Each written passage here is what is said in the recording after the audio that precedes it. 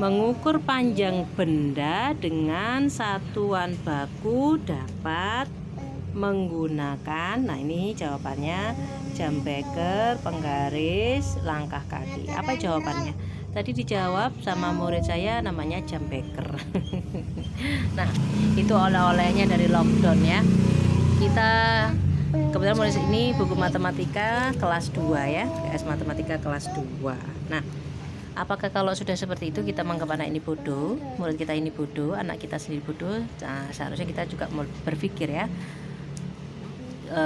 untuk bisa mengalami masa adaptasi yang baik, transisi dari murid TK ke murid SD itu butuh setahun untuk bisa berpindah dari ruh anak TK yang hanya bermain kemudian menjadi ruh anak SD yang semua isinya adalah materi belajar.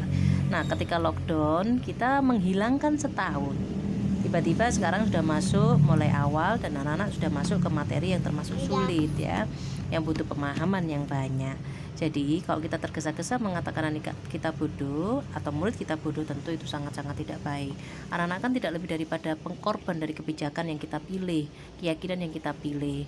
Selama lockdown itu sudah membuktikan bahwasanya sekolah itu tidak lebih daripada seperti baju luar. Kemudian ketika dibuka seperti Superman, prenang, ternyata kita Superman bukan Superman. Maksudnya kedisiplinan yang dibangun oleh sekolah itu bukan kedisiplinan kulit, bukan kedisiplinan yang mendarah daging, tapi kedisiplinan yang sifatnya hanya di luar. Begitu anak-anak tidak sekolah, anak-anak kembali menjadi dirinya, yaitu anak-anak yang tidak disiplin. Nah, ketika anak-anak sudah dipotong setahun akibat kebijakan kita, keyakinan kita, apapun alasannya, kita tidak boleh mengorbankan anak-anak lagi. Kita sudah mengorbankan anak-anak selama setahun kemarin, anak-anak sekolah tidak ada masa transisi sehingga mereka kesulitan ketika mereka sekarang sudah harus aktif di semester 2 ini. Mari kita kurangi beban anak-anak dengan ikhlas, dengan bersabar, bahwasanya ini tidak lebih daripada wal asri, demi waktu ya, pelan-pelan. Ketika kita mengucapkan hal yang buruk, maka itu akan jadi buruk, karena Allah sesuai dengan prasangka hambanya, Allah itu adil. Allah maha baik, maka untuk menggapai kebaikan tentu harus dengan cara yang baik. Kemudian ketika lockdown kemarin, oleh-olehnya adalah apa? Membuktikan bahwasanya kita orang tua terbiasa membebankan tanggung jawab mendidik anak kepada pihak yang lain, bukan pihak kita yang pertama, yang utama. Kita selalu sebagai perencana, kita itu tidak lebih daripada manajerial saja. Oh, anakku harus sekolah sini sana. Kemudian yang melakukan pendidikannya itu adalah orang lain.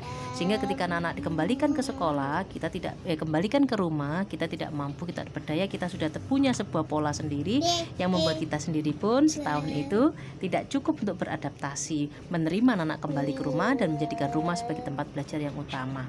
Jadi ini tidak lebih dari wal asri, ini dampak oleh-oleh dari corona, ini adalah dampak dari lockdown. Maka kita harus bersabar, itu adalah keputusan bersama yang kita sepakati bersama dengan rela hati atau tidak.